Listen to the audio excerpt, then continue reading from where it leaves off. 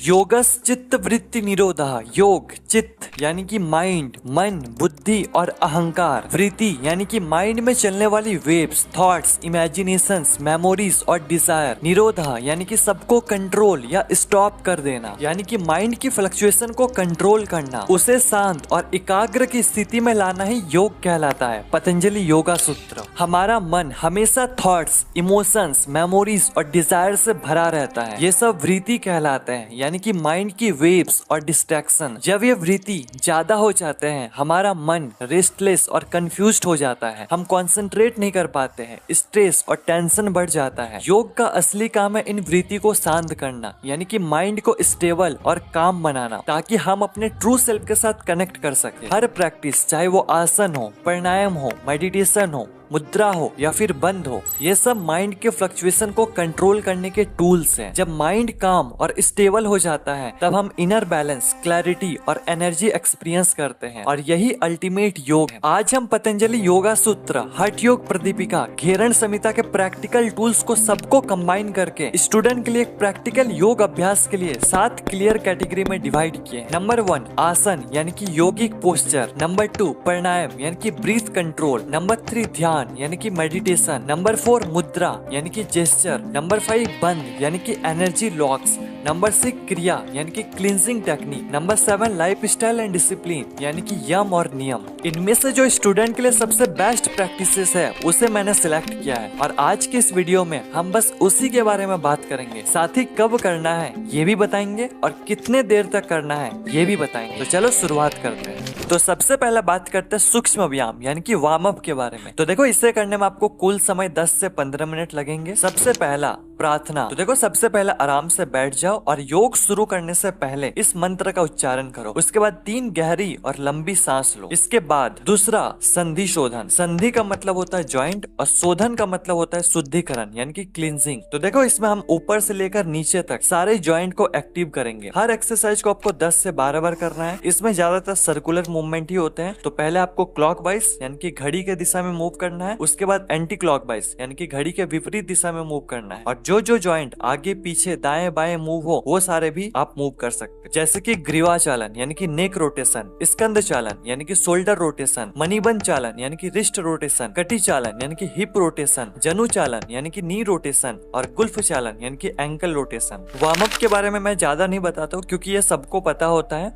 और आपको नहीं पता है तो आप वीडियो को स्टॉप करके देख सकते हो। साथ ही इसके आगे मैंने जो कुछ भी बताया हूँ, सब कुछ मैंने एक PDF में ऐड कर दिया हूँ। नीचे डिस्क्रिप्शन में लिंक है, वहां से आप डाउनलोड कर सकते हो। इसके बाद सूर्य नमस्कार। सूर्य नमस्कार सिर्फ एक फिजिकल एक्सरसाइज नहीं है, बल्कि ये पूर्ण यौगिक अभ्यास है, जिसमें बॉडी, ब्रीथ और माइंड तीनों एक साथ बैलेंस होता है। ये 12 स्टेप का एक सीक्वेंस है, जो सूर्य को प्रणाम करने की परंपरा से निकला है। अब देखो, अगर मैं इसे एक्सप्लेन करने जाऊं तो और 12 मिनट लगेंगे। इसलिए अभी के लिए अगर आपको पता नहीं है तो आप YouTube पे देख सकते हो, नहीं तो नीचे कमेंट्स करना, मैं इसके ऊपर भी वीडियो बना दूंगा। अब बात करते हैं आसन के बारे में। पतंजलि योग सूत्र में महर्षि पतंजलि कहते हैं स्थिर सुखमासनम, यानी कि जो पोस्चर स्थिर यानी कि स्टेबल और सुख यानी कि कंफर्टेबल हो, वही आसन है। नंबर 1 ताड़ासन। सबसे पहले सीधे खड़े हो जाओ और अपने पैरों के बीच 2 इंच की दूरी बनाओ। अपने हाथों को ऊपर उठाओ, बिल्कुल कंधे के बराबर। उंगलियों के इंटरलॉक करो और उसे पलट दो। फिर सांस लेते हुए ऊपर स्ट्रेच करो। अब पैरों की उंगलियों के ऊपर उठ जाओ, अपने पंजों के बल खड़े रहो, बॉडी को पाम ट्री की तरह स्ट्रेच करो। इसी स्थिति में 3 से 10 श्वास तक बने रहो। नॉर्मल ब्रीथ करो, फिर धीरे से नीचे आ जाओ। दूसरा भुजंग आसन। सबसे पहले पेट का बल लेट जाओ, पैरों को मिलाकर सीधा रख लो, हाथों को कंधों के पास रखो, जैसे कोहनी अंदर की तरफ रहे। सांस लेते हुए धीरे से अपर बॉडी को उठाओ, कमर तक बैंड करो और सर को ऊपर रखो, जैसे नेवल का नीचे का हिस्सा जमीन पर ही रहे। इसी स्थिति में 3 से 10 श्वास तक बने रहो। नॉर्मल ब्रीथ करो, फिर वापस से लेट जाओ। ये हो गया 1 राउंड। इसी तरह आपको 3 से 5 राउंड तक करने हैं। तीसरा पश्चिम उत्तासन। सबसे पहले सीधा बैठ जाओ, पैर बिल्कुल सीधा, स्पाइन बिल्कुल स्ट्रेट, कुछ इस तरह। सांस लेते हुए हाथों को ऊपर उठाओ, फिर सांस छोड़ते हुए आगे की ओर झुको। पैर के पंजे या एंकल को पकड़ने की कोशिश करो। पेट और चेस्ट को थाई के साथ लगाने की कोशिश करो। इसी स्थिति में 20 से 30 सेकंड तक होल्ड करो, नॉर्मल ब्रीथ करो। ये हुआ एक राउंड। इस तरह आपको 3 से 5 राउंड तक करने हैं। चौथा, सर्वांगसन। सबसे पहला पीठ का बल लेट जाओ, सांस लेते हुए पैर को ऊपर उठाओ और कमर को हाथों से सपोर्ट करते हुए बॉडी को ऊपर लिफ्ट करो। पैर सीधा रखो और चीन को चेस्ट की तरफ। इसी स्थिति में शुरुआत में 15 सेकंड से स्टार्ट करो, धीरे धीरे अपना ड्यूरेशन को बढ़ाओ।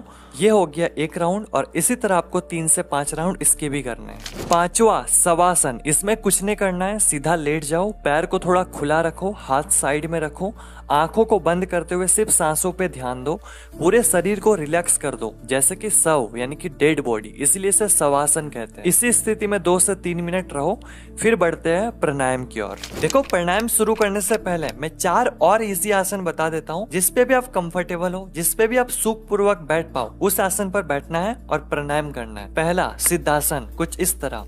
पद्मासन, कुछ इस तरह। वज्रासन, कुछ इस तरह। और सुखासन, कुछ इस तरह। जिस भी आप कंफर्टेबल हो उस पे बैठो और प्राणायाम करो। सबसे पहले नाड़ी शोधन प्राणायाम, जिसे अनुलोम विलोम प्राणायाम भी कहते हैं। किसी भी सुखपूर्वक आसन पर बैठ जाओ, अपने राइट हैंड से विष्णु मुद्रा बनाओ और राइट नॉस्ट्रिल को बंद करते हुए लेफ्ट से गहरी सांस लो। फिर लेफ्ट नॉस्ट्रिल को बंद करके राइट से सांस छोड़ दो। फिर राइट से ही सांस लो और लेफ्ट से छोड़ दो। ये हुआ एक राउंड। इसी तरह आपको 10 से 12 राउंड करने।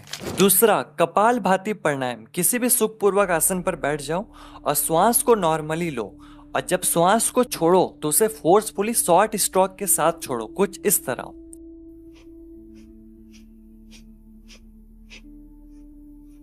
जैसे पेट का अंदर की ओर खींचना पड़े। इसको आपको 3 राउंड करना है 15 to 30 स्ट्रोक के साथ। तीसरा, भ्रामरी प्राणायाम। देखो, सिद्धासन या सुखासन पर बैठो, अपने आंखों को बंद करो और अपने हाथों से कान को हल्के से क्लोज करो। उसके बाद एक गहरी श्वास लो और श्वास को छोड़ते समय हनी बी की तरह ह्यूमिंग साउंड निकालो, लाइक माइंड ऑटोमेटिकली काम हो जाएगा। यह हुआ भ्रामरी प्राणायाम। इसको आपको 5 से 6 राउंड करना है। इसके बाद मुद्रा। तो देखो, इसको आपको अलग से टाइम नहीं देना है। जब जब आपका हाथ फ्री हो तब तब आप मुद्रा लगा सकते हो। जैसे जब आप शवासन पर हो तब आप मुद्रा लगाओ, जब आप ध्यान कर रहे हो उस टाइम आप मुद्रा कर सकते हो। तो देखो, मैं 3 तरह का मुद्रा के बारे में बात कर लेता हूँ। पहला, ज्ञान मुद्रा, कुछ इस तरह। प्राण मुद्रा, कुछ इस तरह। और ध्यान मुद्रा, कुछ इस तरह। ज्ञान मुद्रा और प्राण मुद्रा जब आप शवासन पर हो तब ये लगा सकते हो, और ध्यान मुद्रा जब आप ध्यान पर बैठो तब ये कर सकते हो। इसके बाद बंद। तो देखो, बंद को मैं पार्ट 2 में कवर करूंगा, अभी के लिए आप बस इतना ही करो। और इसके बाद अंत में ध्यान यानी कि मेडिटेशन। सबसे पहले किसी भी सुखपूर्वक आसन पर बैठ जाओ, बैक को बिल्कुल स्ट्रेट रखो, शोल्डर बिल्कुल रिलैक्स और अपने आंखों को धीरे से बंद करो। इसके बाद आप ध्यान को 3 तरह से कर सकते हैं। पहला, अपने श्वासों पे ध्यान दो, अपने श्वास को फील करो, इनहेल एक्सेल को फील करो। दूसरा, अगर आप इस श्वास पे आपका ध्यान बार बार भटक रहा है तो आप अपने श्वास को काउंट करो, इसे काउंटिंग मेडिटेशन कहते हैं। तीसरा, मंत्र जाप। मंत्र का जाप करो या फिर सिंपल ओम या सोहम मंत्र का जाप करो, बस इतना ही। 10 से 15 मिनट करो, बस इनफ है। और इसके बाद इस मंत्र के साथ अपने योग को पूर्ण करना है। और अंत में मैं और एक चीज ऐड कर देता हूँ, त्राटक। जब आप रात में सोने जाओ उससे पहले आपको त्राटक ध्यान करना है। अपने आई साइट के लेवल पर एक कैंडल रखना है और उसके फ्लेम पर फोकस बनाए रखना है जब तक आपके आंखों से आंसू ना आ जाए। इसके बारे में मैंने इस वीडियो पे डिटेल पे बात की है, आप इसे देख सकते हो।